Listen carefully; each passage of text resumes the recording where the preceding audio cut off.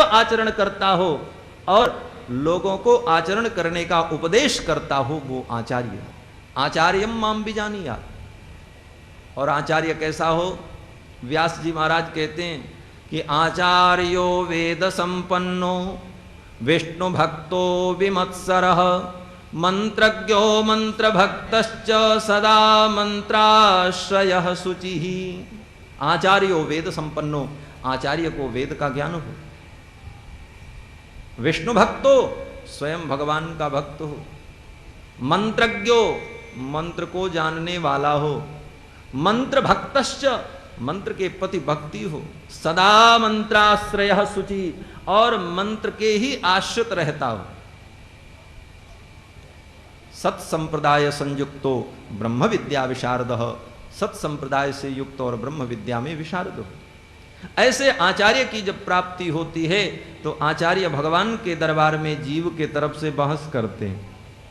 क्या बहस करते? बोले जीव को भगवान की शरण में लगा देते। भगवान कहते हैं इस पापी को मेरी शरण में क्यों लाए?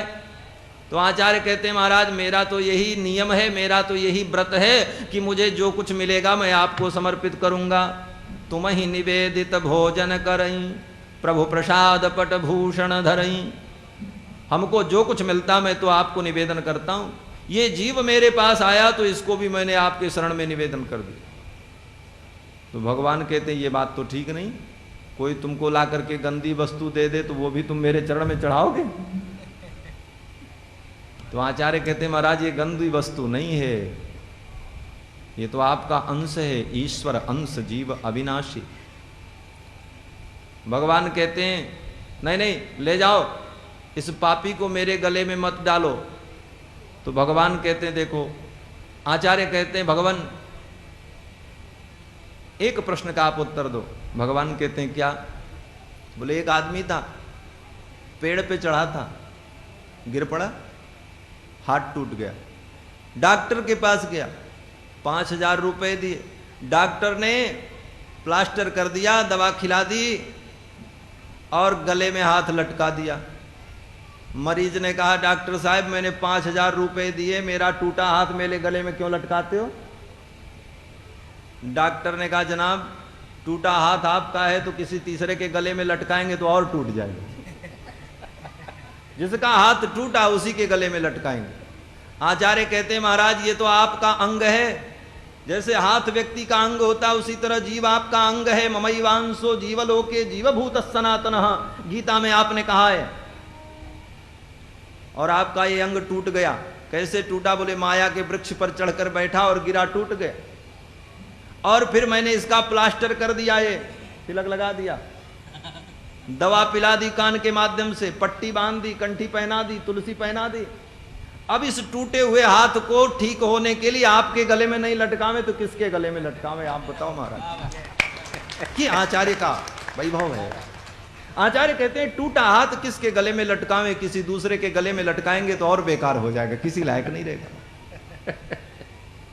भगवान कहते हैं अच्छा मेरे गले में लटका दो। तो मेरे गले में लटकाने का ये अधिकार आपको किसने दिया?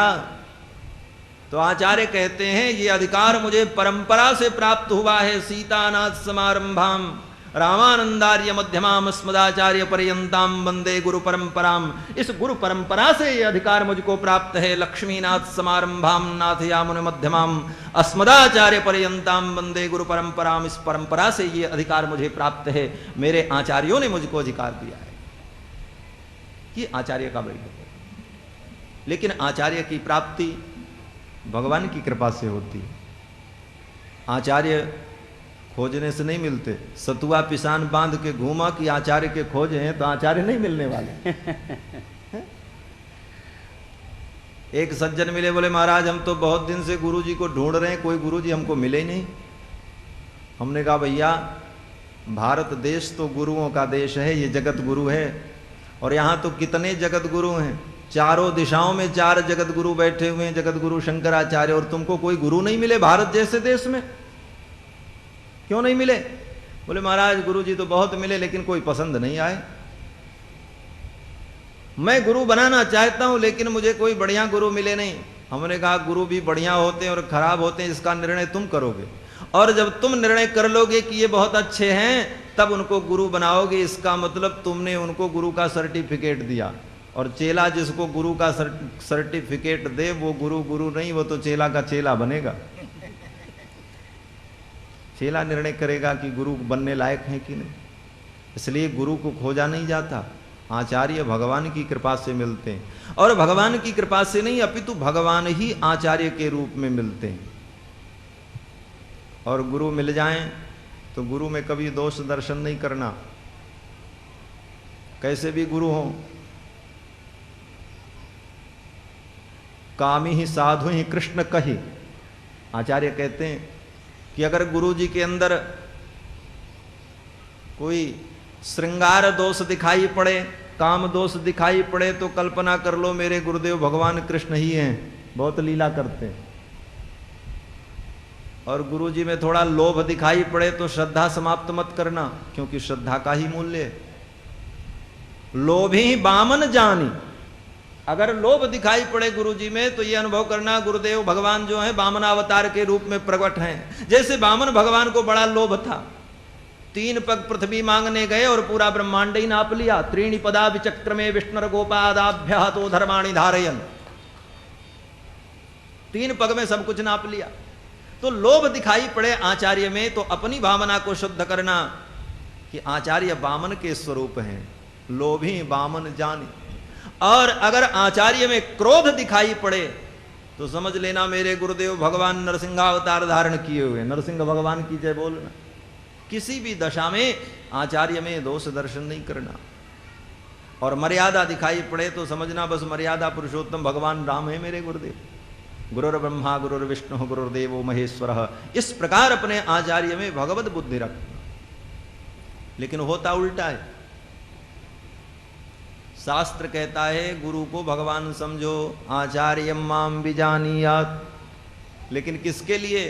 बोले शिष्य भगवान को, शिष्य जो है गुरुदेव भगवान को भगवान समझे। और होता उल्टा है, गुरु जी स्वयं अपने को भगवान समझ लेते हैं, अब तुम भगवान हो। कुछ बातें ऐसी हैं जो किसके समझने के लिए हैं वो नहीं समझता, और जिसके समझने के लिए नहीं है वो समझ लेता है। जैसे शास्त्र में लिखा है कि पति परमेश्वर होता है, ये किसको समझना? पत्नी को समझना, कि पत्नी पति को परमेश्वर समझे। और कोई पति समझ ले हम परमेश्वर हो गए तो ये मूर्खता होगी। वो परमेश्वर नहीं, पत्नी का भाव है कि वो पति को परमेश्वर समझे। उसी प्रकार शिष्य का धर्म है कि शिष्य अपने आचार्य को भगवान समझे। और गुरु जी महाराज स्वयं अपने को भगवान मान लें तो ये अनुचित होगा। कहने का भाव कि आचार्य के सारे लक्षण हैं तो भक्त भक्ति भगवंत गुरु चतुर नाम बपु एक, इनके पद वंदन किए नासई विघ्न अनेक। इन चारों की वंदना की श्री नाभादास जी महाराज ने, और फिर अपने गुरुदेव भगवान की आज्ञा का पालन किया। श्री नाभादास जी महाराज के गुरुदेव श्री अग्रदेवदास जी महाराज राजस्थान के जयपुर में गलता गादी में विराजते। जयपुर के सन्निकट में गालो महर्षि का आश्रम है, जिस आश्रम को वर्तमान समय में गलता गद्दी कहते हैं। उस गालो महर्षि के आश्रम में ही श्री अग्रदेवदास जी महाराज रहते थे। और अग्रदेवदास जी महाराज कृष्णदास पैहारी जी के कृपा पात्र शिष्य थे। अग्रदेव जी ने आज्ञा दी है नाभादास जी को, अग्रदेव आज्ञा दई संतन को जस गाव, भवसागर के तरन को नाहिन और उपाव। अग्रदास जी ने आज्ञा दी कि संतों के यश का गान करो, भवसागर से पार जाने का कोई उपाय नहीं। संतों का चरित्र ही भवसागर से पार करने वाला है। तो श्री नाभादास जी महाराज ने भक्तों का चरित्र लिखा और इनके ग्रंथ पर श्री प्रियादास जी महाराज ने टीका की। और ये टीकाकार जो प्रियादास जी महाराज हैं, नाभादास जी के 100 वर्ष बाद हुए। 100 वर्ष बाद प्रियादास जी महाराज एक दिन बैठे बैठे चैतन्य महाप्रभु जी का ध्यान कर रहे थे। और ध्यान में चैतन्य महाप्रभु जी की जगह पर श्री नाभादास जी महाराज आ गए और नाभादास जी ने प्रियादास जी को आज्ञा दी कि मेरे ग्रंथ के ऊपर तुम टीका लिखो और ऐसी टीका लिखो जिससे लोग मेरे भाव को समझ सके। तो नाभाजी की आज्ञा को मान करके श्री प्रियादास जी महाराज ने इस ग्रंथ पर टीका लिखी और टीका के प्रारंभ में प्रियादास जी महाराज ने भक्ति के स्वरूप का वर्णन किया कि भक्ति क्या है। बोले भक्ति महारानी है। भक्ति महारानी की सेवा कैसे करें? तो प्रियादास जी महाराज कहते हैं कि श्रद्धा ही फूलेल यो उबटन श्रवण कथा। श्रद्धा ही फूलेल, श्रद्धा के फूलेल से इत्र से भक्ति महारानी को नहलाओ और नहलाने के बाद उबटन श्रवण कथा, भगवान की कथा जो सुनते हैं यही भक्ति महारानी का उबटन है। उबटन लगाने से क्या होता है? बोले उबटन लगाने से शरीर का मैल छूट जाता है। हमारे आपके जीवन में मैल क्या है? बोले अभिमान। यही नहीं छूटता है, सब छूट जाता है। मैल रूपी, अभिमान रूपी मैल को छुड़ाने के लिए कथा रूपी उबटन लगाओ भक्ति महारानी को। श्रद्धाई फूले लयो उबटन श्रवण कथा, मैल अभिमान अंग अंगनी छुड़ाइए। मैल रूपी अभिमान को श्रवण कथा के द्वारा, कथा श्रवण के द्वारा छुड़ा करके साफ करें और फिर मनन सुनीर अनहवाए अंगुछाए दया। मनन सुनीर, भगवान की कथा का जो मनन है उस मनन के सुंदर जल से स्नान कराइए। मनन सुनीर अनहवाए अंगुछाए दया, और दया रूपी अंगोछा से भक्ति महारानी को पोछिए। मनन सुनीर अनहवाए अंगुछाए दया, नवनी बसन। कौन सा कपड़ा पहनावे? बोले नवनी, नम्रता का कपड़ा। भक्ति महारानी का वस्त्र क्या है? नम्रता। जब तक नम्रता नहीं आएगी तो भक्ति जो है उघड़ी रहेगी। भक्ति को वस्त्र से आच्छादित करना है तो नवनी रूपी वस्त्र हो। नवनी बोले तो नम्रता, और नम्रता में ही भक्ति है, अभिमान में भक्ति नहीं है। और जिसके अंदर नम्रता है वही भगवान के लायक होता है। महाराज श्री कथा में सुनाते हैं, सारी वानर सेना सुग्रीव जी के कहने पर भगवान श्री राम की सेवा में उपस्थित हुए। तो भगवान ने विचार किया सबका नाम जरा जान ले तो आज्ञा करने में सुविधा होगी। स्वामी अगर सेवक का नाम नहीं जानेगा तो आज्ञा कैसे देगा? तो सुग्रीव ने कहा एक एक बानर जाओ और जाकर के प्रभु को प्रणाम करो और अपना परिचय दो। सभी बानर आने लगे। किस प्रकार आते हैं? बोले बानर तो बानर है, एक दूसरे को ढकेल कर, किसी के अंदर नम्रता नहीं है, सब एक दूसरे को ढकेल कर आगे आना चाहते हैं भगवान को प्रणाम करने के लिए। और आकर के प्रणाम किया। भगवान ने सबको आशीर्वाद दिया और सबसे कुशल क्षेम भी पूछा। श्री गोस्वामी जी महाराज कहते हैं कि अस कपि एक न सेना माही, राम कुशल पूछी जिन नाही। एक भी बंदर ऐसा नहीं था जिससे भगवान ने कुशल समाचार न पूछा हो। सबका हाल पूछा, सबके नाम पूछे। कितने वानर थे? बोले पद्म 18 जूथब बंदर, 18 पद्म तो सेनापति थे। अब सेना कितनी रही होगी? बोले मूर्ख सो जो करन चहले, कौन गिनेगा महाराज। इतने बंदरों से भगवान ने नाम पूछा, परिचय पूछा, लेकिन किसी से भगवान ने ये नहीं कहा कि तुम सीता जी का पता लगाओ।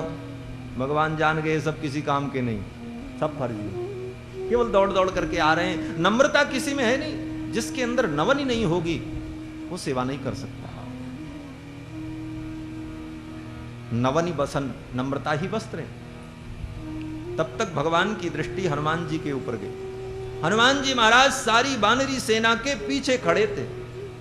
हनुमान जी ने सोचा ये सब हटें तो मैं आगे जाऊं, भगवान को प्रणाम करूं। प्रणाम करने के बाद भी कोई वानर भगवान के सामने से हटता नहीं है। तो हनुमान जी ने सोचा किसी को ढकेल करके धक्का दे करके आगे जाना ठीक नहीं, यहीं से भगवान को प्रणाम कर लेते हैं, क्योंकि भगवान तो सर्वव्यापक हैं। हरि व्यापक सर्वत्र समान अंतर्बहिश्च तत्सर्वं व्याप्य नारायण स्थितः वासनाद् वासुदेवस्य वासितं भुवनत्रयम्। वो सर्वत्र है, यहीं से प्रणाम कर लेते। हनुमान जी महाराज ने वहीं से प्रणाम किया। पाछे पवन तनय सिरुनावा, पाछे पवन तनय सिरुनावा, काज प्रभु निकट बुलावा, जानि काज प्रभु निकट बुलावा। पाछे पवन तनय सिरुनावा, जान काज प्रभु निकट बुलाओ। भगवान ने कहा आ जाओ आ जाओ, यही काम लाए। जिसके अंदर इतनी नम्रता हो। पीछे से प्रणाम किया हनुमान जी महाराज ने, भगवान जान गए यही काम लायक बानर है। भगवान ने हनुमान जी को बुलाया।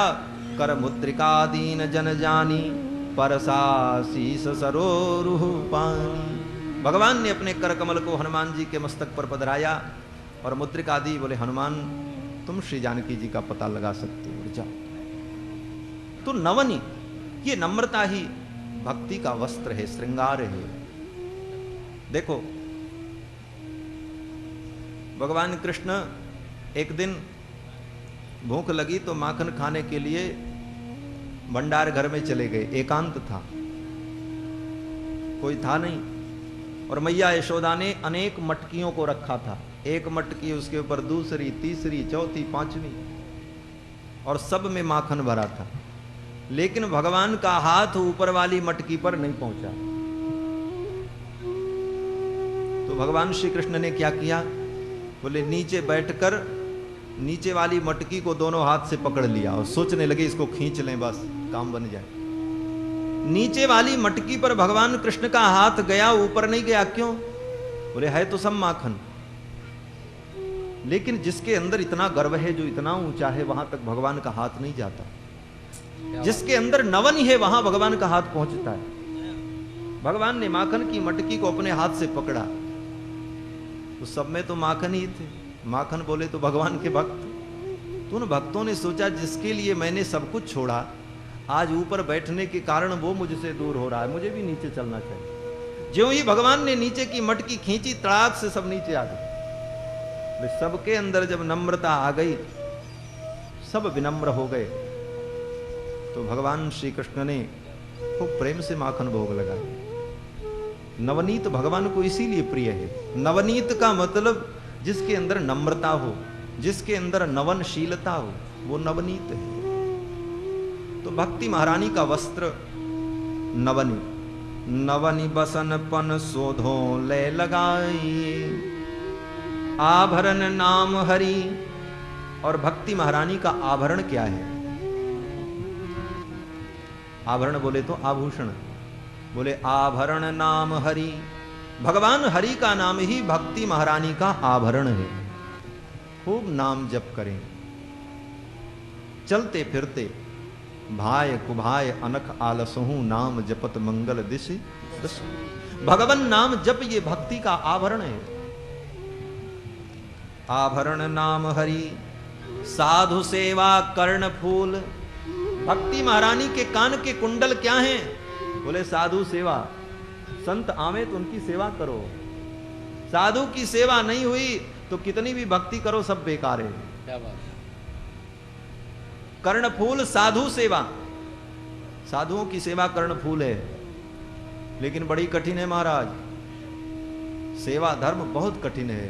सेवा धर्मो परम गहनो, योगी नाम अप्यगम्य। सेवा धर्म योगियों के लिए भी अगम्य है, बहुत कठिन है। सबसे सेवक धर्म कठोरा। और कैसी सेवा? बोले स्वार्थ रहित सेवा। तो साधु सेवा ही कर्णफूल है। दोष दर्शन न करते हुए साधु की सेवा करना।